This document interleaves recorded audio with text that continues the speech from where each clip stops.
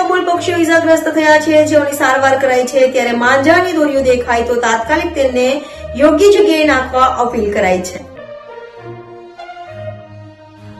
ઉત્તરાયણની મજા બોલજીઓ માટે સજા બની હોય તેમ ઉત્તરાયણ દરમિયાન કંટ્રોલ રૂમ પર પક્ષીઓ માટે 50 થી વધુ કોલ આવ્યા હતા. સુરતના અલગ અલગ વિસ્તારોમાંથી ફાયર વિભાગે પક્ષીઓને રેસ્ક્યુ કર્યા હતા. તો ગંભીર રીતે ઘવાયેલ પક્ષીઓને જરૂરી સારવાર અપાઈ હતી, જ્યારે કેટલાક અબોલ પક્ષીઓએ સારવાર મળે તે પહેલા જીવ ગુમાવ્યા છે. સાવચેતી રાખી પતંગ ચગાવવા લોકોને અપીલ કરાઈ છે.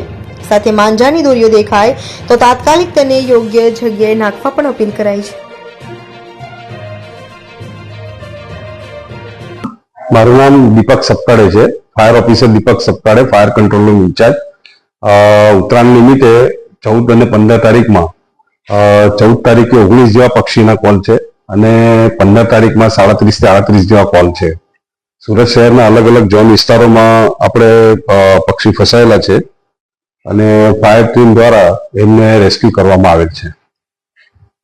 કયા ઝોન વધારે એમાં આવ્યા છે? એમાં ઝોનમાં છે આપણે Katargam zone, Rander zone, Udhna zone અને સેન્ટ્રલ ઝોન જેવા વિસ્તારોમાં સૌથી વધારે પક્ષી ફસાયેલા છે.